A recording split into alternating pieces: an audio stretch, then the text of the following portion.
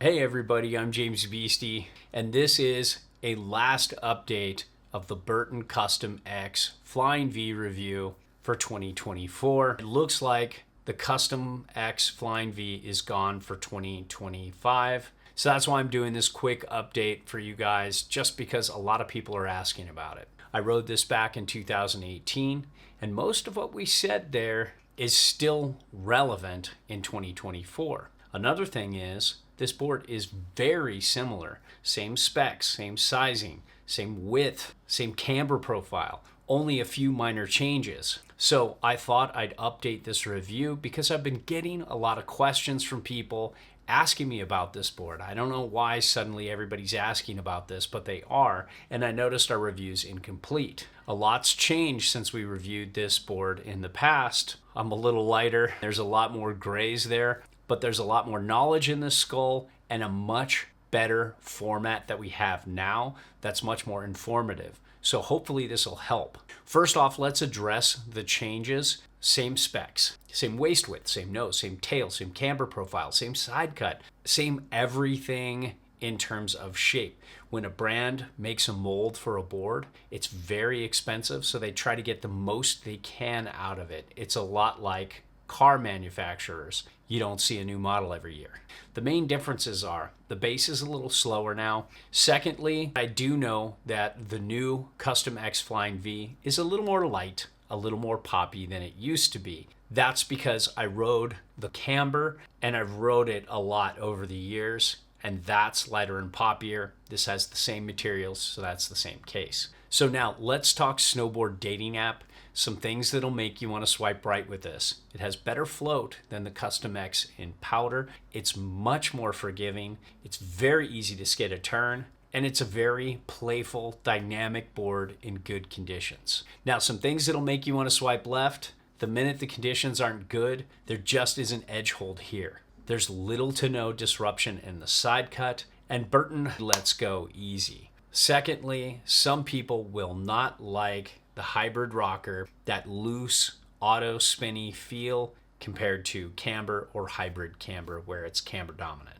Now, when it comes to sizing, this 158 fits me pretty well. I feel like I'm in between the 162 and 158. The 58 fits my feet a little better, and I like control for my size because I have size 9s. The 162 works for me too. And here's the thing with this board, it's much easier to turn than the custom camber because you're really only turning off that rocker in the middle and the rest of the board is off the snow. So I could easily ride the 162. For me though, I want more of a mountain freestyle size when I'm riding the groomers if I have this board, and then something I can set back in powder. That's a great compromise between the two. But if you want to ride powder more, you can easily go 162. They just really crank the recommended weight up and make the 62 a lot stiffer. The 158 is for 150 to 200 pounds, which is pretty good for me at 185 to 190.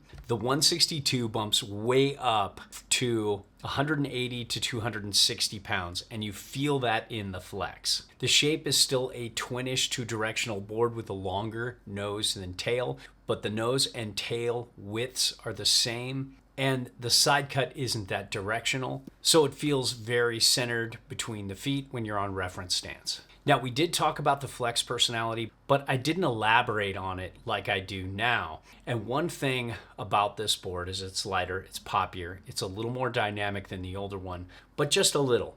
The Custom X in Flying V and Camber has always been more dynamic. But one thing about this board in comparison to the Custom X Camber is this has a much easier flexing point. Because there's rocker between the feet and the tip and tail are off the snow, it's easier to leverage this stiffer flexing board and butter with it on snow. If you flex it in the shop, you might not believe me, but if you get it on snow, you'll know. And it pops very well from the rocker between the feet if you just want to load centered, but you can also lean back in to the tail and load from there, or lean into the nose and load from there. I do like the consistency and the easiness in terms of pop, not catchiness, from the Custom X Camber. It's just more predictable. It's camber from tip to tail. and it just loads a little easier, but it's much more technical and catchy and unforgiving. And speaking of that, this camber profile, we touched on this a little bit in the review,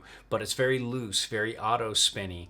When you 1 foot off the chair and you're skating to go step into your bindings or strap into your bindings, it's going to spin on you a little bit. The firmer the snow, the more spinny it gets. And it's very easy to skid a turn in good snow, but sometimes it's not in hard snow because there isn't a lot of edge hold, and it can become washy and slip out underneath you and let you fall. And speaking of edge hold, it just doesn't have the edge hold that most hybrid rocker boards out there with rocker underfoot do. Most of the brands that are still making them have some pretty effective edge hold technology going on. This one just doesn't, and that's one of the deal breakers for this board.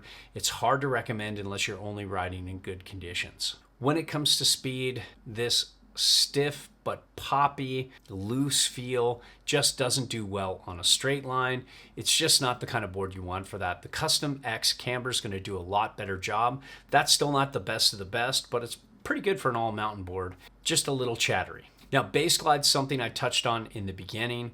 This doesn't have the base glide it used to. They went for that eco base, which is commendable, but their newer base can feel a little chalky, a little slow. You need to really wax this well with high-end wax. What I've found, if you wax it once, scrape it, wax it again, leave it around for a couple days, iron it again and scrape it, you get much better glide. And when it comes to the turning experience, this initiates a turn really quick because you don't have a lot of effective edge with that rocker and the nose and tail off the snow. It just doesn't feel like a camber or camber dominant effective edge where most of that edge is a lot more committed from tip to tail. This is a little less committed, so it initiates a turn pretty easy. And when you get it on edge, it's a very turny ride because, again, if you don't weight it properly, really lean into the tail, really commit to that nose, or really center weight it, it can feel a little washy. And the spring out of the turn just isn't as satisfying as the Custom X Camber or even the Custom Camber, but it's a little better than the Custom Flying V. I just prefer boards, even hybrid rocker boards, with a little more camber. When it comes to powder, the Custom X Flying V really shines over the Custom X Camber. This has a very good setback on board, 2.5 inches at a 23-inch stance width. That's a really wide stance width, but you have a longer nose than tail. You have rocker between the feet, and you've got pretty easy directional float for an all-mountain board. You can do a lot better with a lot of Burton's freeride boards, even their directional camber boards with more setback on board, more nose than tail, that kind of thing. They're gonna float a lot better than this, but it's not bad, and it blows doors over the Custom Camber and Custom X Camber for sure. When you're set up on reference stance, this is a very easy switch. It tracks pretty well into a kicker. I think the Custom Camber's better for that, especially if you want to go big. But if you want something forgiving to take off and land on, this can do a pretty good job. I'd only ride this in soft late spring pipe. Personally, I like a lot more edge hold. And this has a stiff flex, so even though it's forgiving and playful and somewhat easy to butter, it's just not the board I would want to jib with. So there's my updated review. I hope this helps. Looking at this old review with Peter, miss you, buddy. Hope you can get back here soon. He's had to take care of some of his family and hasn't been able to make it up here. But what we said about needing the camber and the Flying V is still true if you want a complete all conditions board. And I'll roll that clip right now. They made both boards. You can. It seems like they go together. You're just $1,500 away from you're going Custom X, then you're not really caring about it. I mean, yeah, if you got $1,500 lying around, you can complete your quiver. Give it to me. You've got the Custom X. I just love that board. Springy, feels like it completes turns for you. Custom X Flying V would be a great take on Custom X style powder riding. Yeah. When you're in that playful mood, when you're in that soft snow playful, do a little bit of everything mood, this can work. But to have them work for all conditions, you need to buy both. Thank you, gentle readers.